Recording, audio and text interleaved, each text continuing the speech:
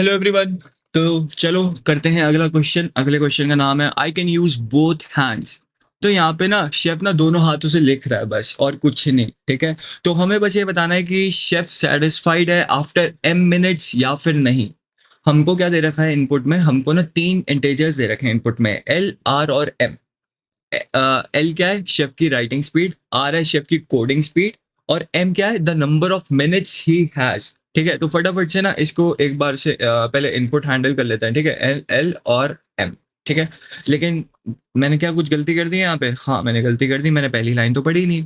यहाँ पे लिखा है the first line of input will contain a single integer T denoting the number of test cases. मतलब multiple test cases हो सकते हैं, तो हर टेस्ट केस के लिए हमको अपना लॉजिक चलाना पड़ेगा और उसका आउटपुट अपने कंसोल में प्रिंट कराना होगा। ठीक है, और अब क्या करना है मुझे? अब मुझे इसमें इंट एल आर एम। ठीक है, और फिर क्या करना है? सी इन एल आर और एम। ठीक है, मैंने अपना इनपुट हैंडल कर लिया। एल क्या है? एल है हमारी writing speed. L is your writing speed. वो लेफ्ट हैंड से लिख रहा है। यहाँ पे लिखा है ना chef needs L minutes to write a page with his left hand. तो ये लेफ्ट हैंड से जो वो काम कर रहा है उसकी स्पीड है। आर क्या है? R is your coding speed. That means he takes R minutes to write a code with his right hand. ठीक है, ये समझ में आ गया? दो चीजें क्लियर है, एल और आर क्या है। अब यहाँ पे एक ट्विस्ट है, बस एक ये वाली लाइन में ही ट्विस्ट है। अगर ये लाइन समझ में आ गई तो फिर हो गया काम। ठीक है, और एम क्या है हमारा? M is number of minutes. ठीक है, ये तीन चीजें अब हमें याद रखनी है, क्योंकि अब मैं लॉजिक समझाऊंगा। लॉजिक है हमें क्या निकालना है? एक सेटिस्फैक्शन बताना है कि क्या सेटिस्फाइड वो है या नहीं है। यहाँ पे क्या लिखा है? Chef satisfaction after M minutes. ये हमारे पास सेटिस्फैक्शन एक इंटीजर है, ये निकाल कैसे रहे हम? ध्यान से पढ़ो इस लाइन को। Chef defines his satisfaction to be the number of pages he has started writing plus the number of lines he is finished writing. यहाँ पे देख रहे हो, स्टार्टेड और फिनिश्ड दो डिफरेंट चीजें हैं। ठीक है, दो डिफरेंट चीजें। अब हम इस चीज को निकालते हैं। अब जैसे हमारे पास पहला टेस्ट केस है 2, 4 एंड 8। 2, 4, 8। ये एल है, ये आर है, ये एम है। ठीक है, number of minutes he has is 8। Right वाले हैंड से जो ये काम कर रहा है वो है 4 मिनट में हो जा रहा है। कितने मिनट में हो जा रहा है? 4 मिनट में हो जा रहा है। मतलब अगर इस 8 को मैं 4 से डिवाइड करूं तो ये दो बार इसने राइट हैंड से कोड लिखा होगा, दो बार लिख दिया होगा कोड। सही बात कह रहा हूँ? इतनी बात क्लियर है। और लेफ्ट हैंड से अगर मैं 8 को 2 से डिवाइड करूंगा तो ये 4 आएगा, मतलब 4 पेजेस लिख चुका होगा शेफ।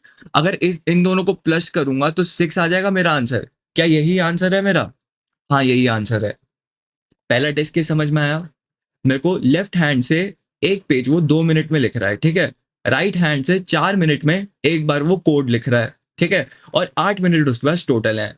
सेटिस्फैक्शन क्या है? यहाँ पे डेफिनेशन लिखी हुई है, satisfaction is the number of pages he started writing plus the number of lines of code he has finished reading. तो रीडिंग नहीं, राइटिंग है। हाँ, राइटिंग। ठीक है, आई होप ये समझ में आ गया होगा डिवाइड वाला सीन। लेकिन एक कैच है यहाँ पे। कैच क्या है? एक स्पेशल केस 3, 4, 6 में आई गेस वो हो जाएगा।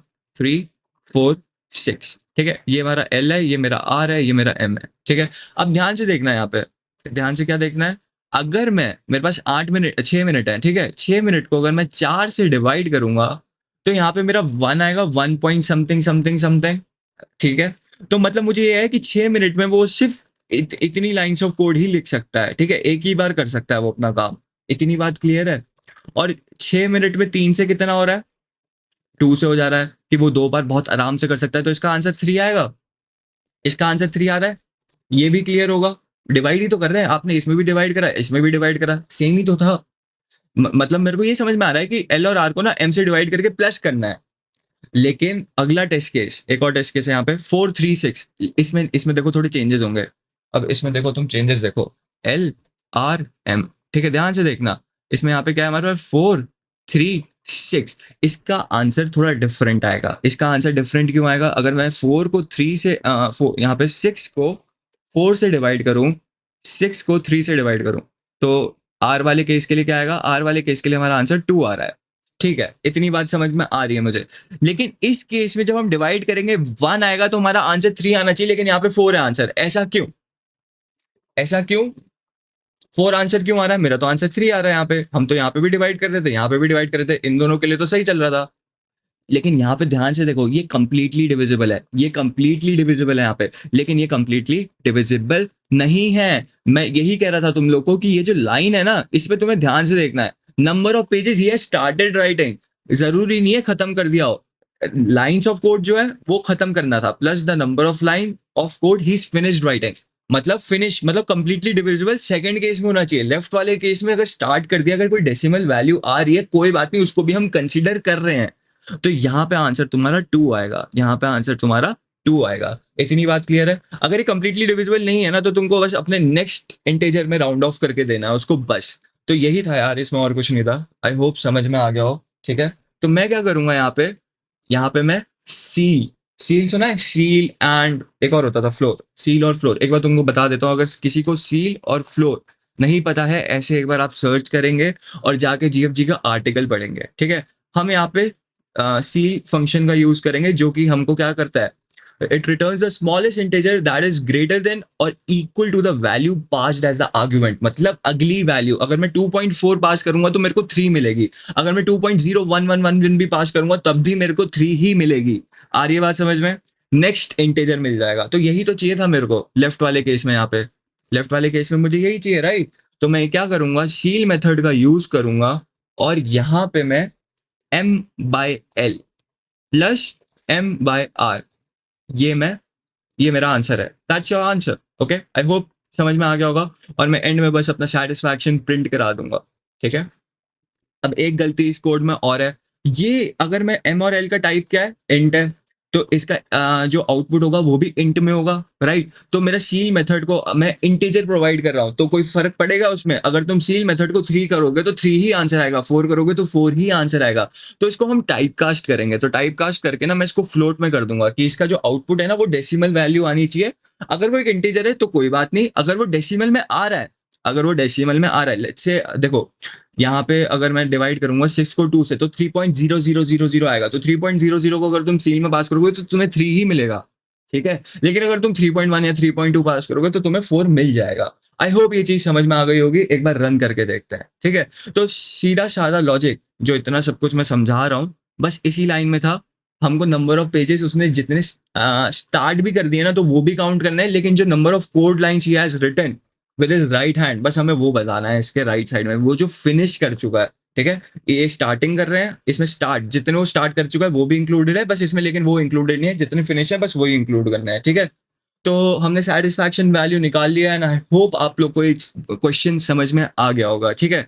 So that will be all guys, ठीक है। आपको मैं एक चीज कहना चाहता हूँ, एक बार सुन लो, ठीक है। मैंने एक वेबसाइट बनाई है learn2code.com नाम से, ठीक है। एक बार जाओ इस वेबसाइट को चलाओ, ठीक है। एक बार मेरे को इसमें अगर तुम्हें कुछ फीडबैक देना है, क्योंकि इसमें सारे नोट्स, डॉक्यूमेंटेशन, हर चीज़ की मैं यहाँ पे डालने वाला हूँ, ठीक है। कोर्सेज वाला सेक्शन अभी रेडी कर रहा हूँ मैं, यहाँ पे यूट्यूब वीडियोस और जितने भी मेरा प्लेलिस्ट वगैरह है वो मैं यहाँ पे रेडी करके यहाँ पे अपलोड करूँगा। अभी अपलोड नहीं करा है, ठीक है। यहाँ पे कुछ प्रोजेक्ट्स बना के डाले हुए हैं मैंने, सिंपल HTML CSS के क्लोन्स हैं, ठीक है। आप जाके कोड देख सकते हो, और अगर आपको प्रोजेक्ट कैसा दिख रहा है ये देखना है तो आप विजिट प्रोजेक्ट पे भी क्लिक कर सकते हो और आप प्रोजेक्ट को देख सकते हो। रिसेंटली अभी मैंने मर्ज टैग की प्लेलिस्ट बनाई हुई है, जिसमें HTML और CSS हम कंप्लीट कर चुके हैं। मैं आपको दिखा देता हूँ। अगर आप learn to code CodeChef search करोगे तो मेरा चैनल टॉप पे आएगा, ठीक है। और यहाँ पे आप लर्न टू कोड पे जाओगे, आप प्लेलिस्ट पे जाओगे तो आपको ये मर्ज टैग, ये वेब डेवलपमेंट इन हिंदी वाला कोर्स मिलेगा, जहाँ पे हमने HTML CSS कंप्लीट कर दिया है और रिसेंटली हमने प्ले स्टेशन का क्लोन बनाया हुआ है, ठीक है। अगर आपको सीधा कोड देखना है तो आप कोड यहाँ पे गेटअप पे वाले आइकन पे क्लिक करोगे और आप मेरी रिपोजिटरी पे जाके कोड को एक्सेस कर सकते हो। अगर आपको एक्सप्लेनेशन देखना है, सारी लाइन बाय लाइन सब कुछ समझना है, तो आप जाके वीडियोस देख सकते हो। प्लीज जाओ एक बार एक्सप्लोर करो, मुझे फीडबैक दो कैसा लगा, ठीक है। So that will be all guys, मिलते हैं अगले क्वेश्चन के साथ। Thank you.